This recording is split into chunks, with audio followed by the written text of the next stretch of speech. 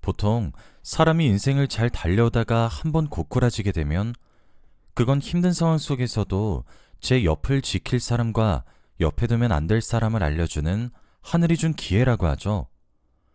말로만 듣다가 저도 경험한 게 있어서 이렇게 사연을 남기게 되었어요. 저는 남편과 시어머니와 함께 사는 30대 후반 여성입니다. 결혼을 조금 늦게 한 편이라 아이는 아직 없어요. 그래서 저는 부교수로 대학에서 강의하고 남편은 회사원으로 둘이 맞벌이를 하고 있습니다. 사실 시어머니 모시고 산다 하면 다들 질색하고 저도 결혼 전이나 초반에는 솔직히 마냥 좋지 않았었는데 살다 보니 또 적응이 되더라고요. 무엇보다도 제 시아버지 되시는 분은 남편이 학생 때 시어머니와 이혼하고 따로 살고 계신데 그렇다 보니 남편이 저와 결혼하고 분가하면 시어머니 혼자 남게 되잖아요. 차마 시어머님을 홀로 살게 하실 순 없었죠. 그리고 남편 집안에는 쌓아놓은 돈도 그렇게 많지 않았고 남편 월급도 정말 딱 직장인 평균 연봉 수준에 그쳤기 때문에 시어머님을 저희가 모시지 않으면 안 되는 상황이기도 했죠. 시어머님은 인터넷이나 여기 사연 올라오는 것처럼 상상을 추월하는 시짜짓을 한다거나 대놓고 구박한다거나 그런 일은 없었지만 다만 경제 수준에 비해 사치가 조금 심하셨어요. 시어머님은 따로 일을 안 하시고 집에서 저희 집안일을 조금 거두셨어요.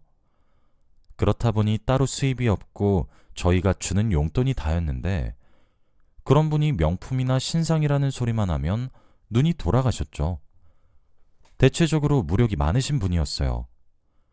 솔직히 아들이 주는 용돈으로는 감당 안 될 사치를 하시니까 저한테 한번 용돈을 달라고 지나가듯 말하셨는데 제가 그때 앞으로 일이 어떻게 될 줄 모르고 별 생각 없이 300만 원을 선뜻 드렸거든요. 그랬더니 시어머님이 그때부터 지속적으로 저에게까지 용돈을 달라고 하시는 거예요. 말이 300만 원이지 이 금액을 수시로 자꾸 요구하시는데 제게 돈을 맡겨놓은 것도 아니고 시어머님의 용돈 요구가 서서히 제게도 스트레스로 다가오더라고요. 쪼잔해 보일까봐 굳이 말하지 않을까 싶었지만 사실 남편은 저희 부모님께 용돈을 따로 안 챙겨드려요. 결혼 전부터 각자 부모님 용돈은 각자 선에서 해결하기로 약속했거든요. 그런데 남편 월급이 저에 비해 훨씬 작다 보니 현실은 그렇게 안 흘러가더라고요. 한 번은 시어머니 용돈 요구하시는 문제로 남편에게 말을 꺼내볼까 싶었는데 괜히 제가 속 좁게 구는 것 같은 기분이 들어서 관뒀습니다. 그래도 저 어렸을 때부터 아버지가 사람이 돈 가지고 주변 사람한테 소인배처럼 굴면 안 된다고 가르쳐 주셔서 이때만 해도 크게 신경 쓰고 있진 않았어요. 돈이야 또 제가 벌면 되는 거고 인생의 동반자인 남편의 어머니면 제게도 가족인 거니까요. 아버지는 반도체 업계에서 촉망받는 중견기업을 운영하시는데 일반적으로 이쪽 분야가 침체될 일이 일어날 경우가 잘 없으니 씀씀이도 시원시원하시고 많이 여유로우신 분이셨어요. 저도 경제관념에 있어서는 아버지를 좀 닮은 편이었죠. 그래서 시어머님이 멀쩡한 세탁기, 에어컨, 김치냉장고, TV까지 홈쇼핑이나 TV 광고에 나오는 신상으로 바꾸자고 떼쓰실 때도 고분고분하게 그 말 들어드렸습니다. 시어머님 연세도 있으신데 저랑 남편 일 나간 사이에 조금 하는 집안일이라도 최대한 편하게 하시라고 배려하는 차원에서요. 제가 속으로는 시어머님 사치가 조금 심한 거 아닌가 생각은 해도 입 밖으로 내뱉은 적은 한 번도 없었기 때문에 대외적으로 시어머님이나 저나 사이는 좋았습니다. 시어머님 입장에서 사람이 염치가 있으면 돈 잘 벌고 자기한테 돈 잘 쓰는 며느리를 싫어할 리가 없었죠. 그래서였는지 남편과의 사이에도 큰 문제는 없었어요.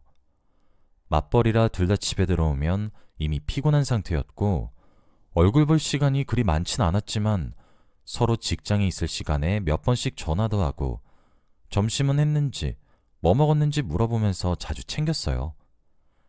가끔 남편이 야근을 할 때나 제가 잔업을 할 때면 집에 늦게 들어가기 전 꼭 맛있는 야식거리를 사가서 함께 먹었기 때문에 나름대로 저희 둘만의 즐거움이었어요.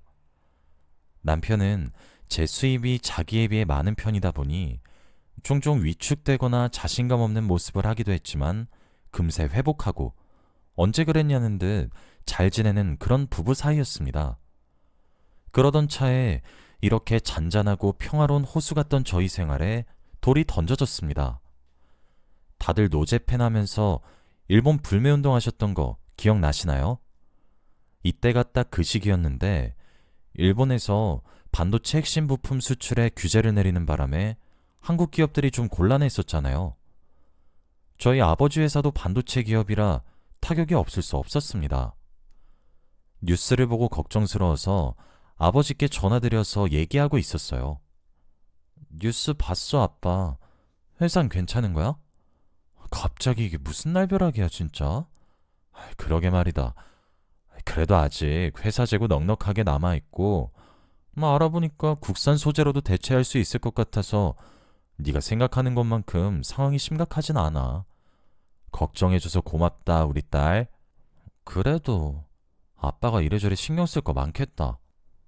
아버지가 말씀하시길 다행히 아버지 회사는 크게 문제 없을 것 같다고 하시더라고요. 상황이 상황이니만큼 전화로는 계속 걱정스럽게 말했지만 자식된 도리로 아버지 말을 굳게 믿기로 했습니다. 그런데 전화를 끊고 보니 조금 열린 방문 틈 사이에 시어머니가 옆 얼굴을 들이밀고 제가 전화하는 걸 엿듣고 계신 거예요. 어머니, 거기서 뭐하고 계세요?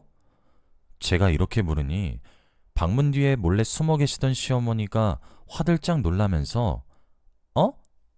아니, 아무것도 아니야 하고는 다시 거실로 돌아가시는 거예요. 뭔가 찜찜했지만 대놓고 무슨 일이 있었던 건 아니라 그대로 묻어두었습니다. 그런데 그 이후로 묘하게 시어머니의 태도가 조금씩 바뀌었어요. 제 전화를 엿들으신 당일에 야근이었던 남편 없이 시어머니와 둘이서 저녁을 먹고 거실 소파에 앉아 저녁 뉴스를 보고 있었는데 한창 큰 이슈였다 보니 뉴스에서도 일본 수출 규제 문제를 보도하고 있더라고요. 저는 속으로는 아버지 생각하면서 그냥 말없이 보고 있는데 제 옆에 앉아 계신 시어머니가 곁눈질로 저를 은근하게 살피는 게 느껴졌어요. 모르는 척 계속 가만히 있으니 시어머니가 못 참고 제게 먼저 말을 거시더군요. 예, 저거 잘은 몰라도 우리나라 반도체 회사가 위험해지고 그러는 거 아니냐? 사돈네 회사는 괜찮은 거야? 별말 없어? 그러게 말이에요. 안 그래도 걱정돼 죽겠어요. 아까 아버지와 전화하면서 들었던 국내 기업 걸로 소재를 대체한다거나 재고가 넉넉하게 남아있다. 이런 얘기는 굳이 꺼내지 않았어요. 일반인들이 듣기에는 소재 이름이 어려운 데다 과정까지 설명하려면 또 쓸데없이 말이 길어지고 복잡해질 것 같아서요. 노인을 무시하려는 의도는 아니지만 연세도 있으신 시어머님께 괜히 머리 아픈 문제를 일회시킬 자신도 없었고요. 아무튼 그러다 보니 시어머님이 저희 집안 문제로 이것저것 꼬치꼬치 캐물으실 때 저는 그냥 한숨 푹푹 쉬면서 불안하다, 걱정된다 이런 얘기를 조금 했습니다. 문제는 그 다음 날부터였어요. 시어머니가 다음 날 아침 식사 자리에서 묘하게 저를 무시하시기 시작하셨어요. 제가 강의가 있어 출근 준비하고 식탁에 앉으니 저더러 옷 입은 게 그게 뭐냐고 명색이 교수가 되어가지고 참 없어 보이고 후줄근해 보인다면서 대놓고 흉을 보시는 거예요. 보통 엄마들이 취향 안 맞아서 가볍게 옷 스타일 지적하는 거랑은 차원이 다르게 눈빛이며 표정까지 아주 제대로였습니다. 그 자리에 남편도 같이 앉아서 밥을 먹고 있었는데 시어머니는 남편에게 그렇지 않냐며 제 옷 입은 것 좀 보라고 돈 없는 교수라고 학생한테 무시당하겠다면서 깔깔대며 웃는 겁니다. 남편도 아예 동조하진 않았지만 대충 고개 끄덕이면서 맞장구 치고요. 그런데 제가 그날 입은 그 정장은 산지 조금 시간이 지났다 뿐이지 명품 브랜드에서 비싸게 돈 주고 맞췄던 거예요. 전에 사서 입고 다닐 때는 시어머니도 예쁘다 하시더니 지금은 빈티난다며 말을 바꾸시더라고요. 순간 어이가 없어서 말문이 막혔는데 이상하게 어제 있었던 일이 바로 떠올랐습니다. 제가 아버지와 통화하던 거에 시어머니가 엿들은 것도 그렇고 그 후 집안 사정에 대해 캐물은 것까지요. 생각이 거기까지 닿으니 시어머니가 혹시 저희 집이 망했거나 어려운 줄 알고 갑자기 무시하시는 건가 하는 의심이 들었어요. 그 후에도 저를 향한 시어머니의 태도는 바뀌지 않았습니다. 너무 사소하긴 하지만 전에는 제가 출근할 때 그냥 잘 다녀오라고만 하시던 분이 그 뒤로는 꼭 돈 많이 벌어오는 말을 달고 사시더라고요. 게다가 어떤 날은 출근하는 저를 등지고 그 뒤에 기어 들어가는 목소리로 사돈이 망했으니 너라도 벌어와야지 라고 혼잣말을 중얼거리시는 거예요. 그때 제가 구두를 고쳐 신는다고 아직 현관을 나서지 않았던 터라 시어머니 하시는 말씀이 다 들렸거든요. 제가 네? 하고 되물으니 시어머님은 아무것도 아니라며 늦을지도 모르니 빨리 출근하라며 제 등을 떠미셨습니다. 이때만 해도 제가 시어머니와 남편에게 굳이 말을 안 해서 그렇지 아버지 회사는 사실 반도체 소재를 납품해줄 국내 기업을 찾아서 예전처럼 문제없이 잘 운영되고 있었거든요. 근데 시어머님은 그 사실을 모르시니 저희 집이 꼼짝없이 망한 줄 알고 그때부터 돈 없는 며느리라고 절 무시하고 하대하기 시작했어요. 갈수록 강도도 심해졌습니다. 휴강일이라 오랜만에 집에서 쉬고 있었는데 시어머님이 저를 보면서 쯧쯧 혀를 차며 자기 아들은 저 먹여 살리려고 회사 출근해서 몸 바쳐 죽어라 일하는데 지금 천하태평하게 누워서 뭐하는 짓이냐고 그렇게 꾸짖으시는 거예요. 간만에 생긴 휴일에 밥 먹고 조금 쉬고 있었는데 그거 가지고 뭐라 하시는 것도 우스웠지만 그 말이 사실이면 또 몰라요. 근데 누가 누굴 먹여 살린다는 건가요? 아까도 말했듯 남편보다 제 수입이 훨씬 많아요. 생활비도 처음부터 합의하에 저랑 반반해서 보태는 거예요. 남편이 자기 월급에서 저축하고 시어머님 용돈 드려야 한다고 따로 떼놓은 돈 빼면 사실 남편이 생활비라고 가져다 주는 돈 턱없이 모자라서 오래전부터 제 월급에서 부족한 생활비 더 채워 쓰고 있어요. 그렇지 않아도 제 수입이 더 많아서 남편 기죽어하는 거랑 시어머님이 탐탁치 않아 하시는 것 때문에 제가 밝히지 않고 있었던 거죠. 저희 집안 망한 줄 아는 그때부터 계속 시녀 부리듯 저를 하대하는데 솔직히 화도 났지만 나중을 기약하며 참았어요. 그리고 결정적으로 지금 제 수중에 돈이 없는 걸로 알고 계시니 전처럼 저더러 명품 사달라 용돈 달라 쪼으지 않으시더라고요. 시어머님께 나가던 돈이 한두 푼도 아니고 쓸데없는 지출이 팍 줄어드니까 이만하면 그냥 신경질 부리는 거 조금 참아줄 수 있겠다 싶었던 거죠 뭐. 서운했던 건 남편의 태도였습니다. 시어머니가 제게 틱틱대기 시작했던 초반에 그 스트레스로 남편에게 조용히 이 문제를 의논했더니 남편은 그게 뭐가 문제냐며 당신 좀 예민한 것 같다고 자기 엄마 편을 들더라고요. 엄마 눈에는 당신이 그렇게 보였나 보지 뭐. 뭐 그런 걸 신경 써. 하여튼 당신도 참 이상해. 이렇게 말하면서 도리어 저를 이상한 사람 취급하더군요. 솔직히 남편도 같이 사는 입장에서 시어머니가 저를 대하는 태도를 바꾼 걸 모를 리가 없는데 일부러 모르는 척 하는 건가 하는 생각도 들었고요. 그렇게 참고 살던 어느 날 오전 강의만 있어서 일찍 끝내고 집으로 돌아오니 집에 아무도 없더라고요. 남편은 출근하고 시어머님은 어디 나가셨나 생각하던 참이었습니다. 밖이 소란스럽더니 시어머니가 친구분들을 데리고 오셨습니다.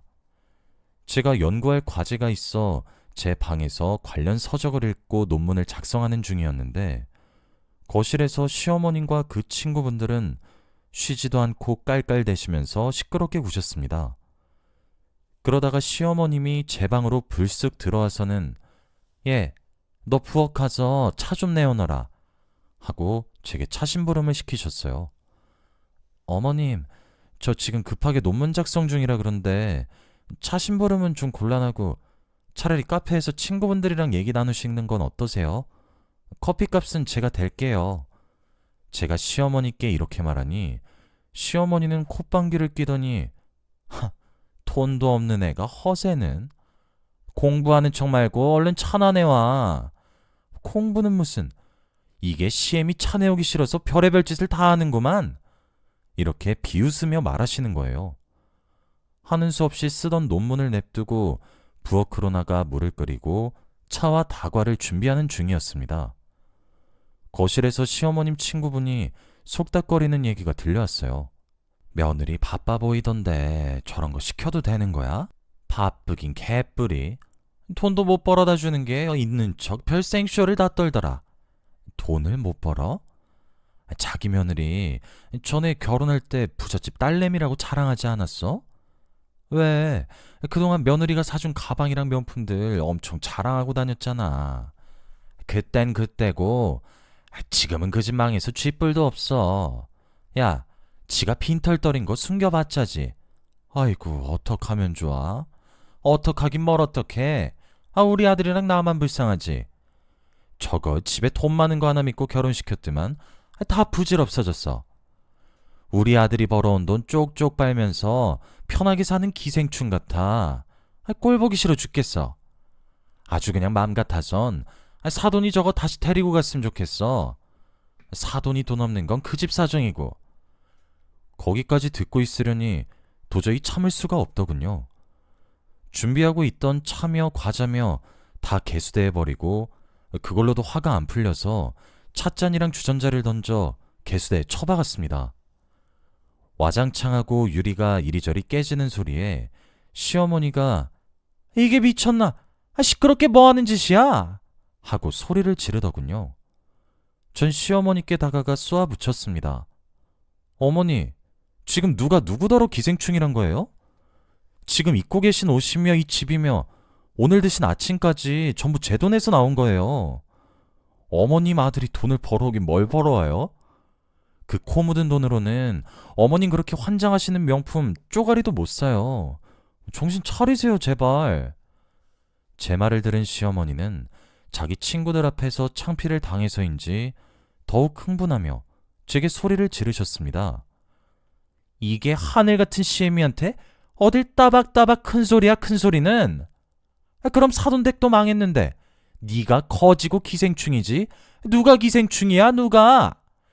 시어머니는 제대로 열받았는지 아예 손찌검까지 할 기세로 손을 치켜 올렸어요.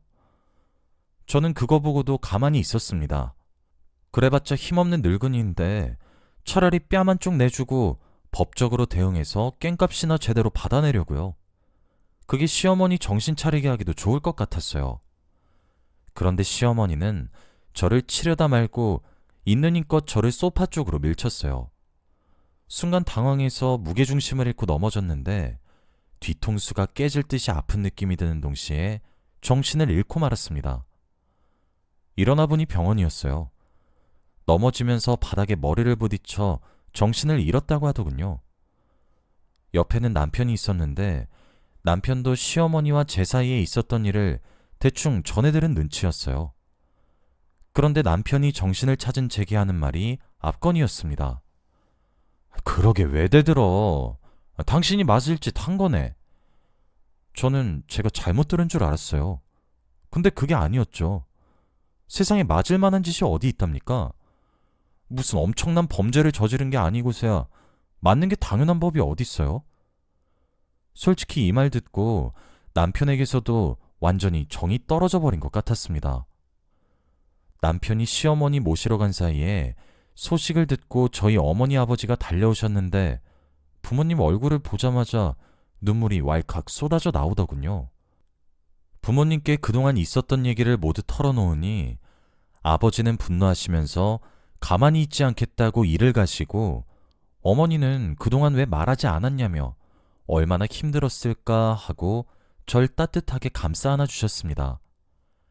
그때 시어머니와 남편이 제 병실로 들어왔어요. 아버지 표정은 좋지 않았죠. 시어머니는 병실로 들어오며 제 옆에 아버지와 어머니를 보며 말했습니다.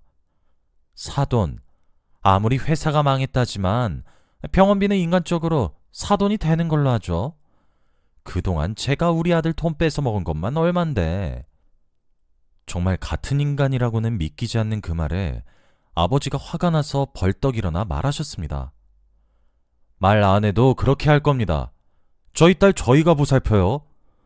이렇게 인간 같지도 않은 사람들이랑 같은 집에서 살게 하기 싫습니다. 그런데 제 회사가 망했다니?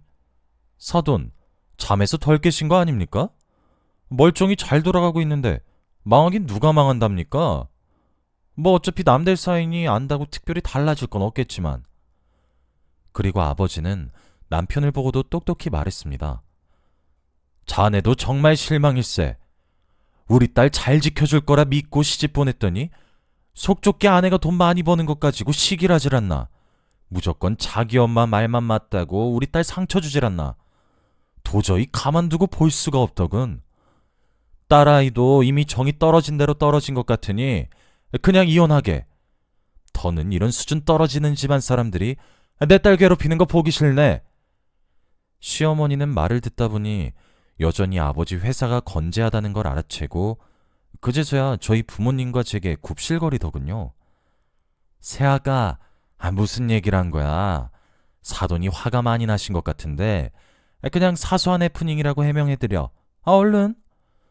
남편도 이혼까지는 생각하지 못했던 건지 저희 아버지 앞에 무릎을 꿇고 잘못했다고 싹싹 비는데 아버지는 당연히 무시하시고 간호사분 불러서 환자 안정 취하는데 방해되니까 시어머니와 남편을 가리키며 이것들 좀 치워달라고 말씀하셨습니다.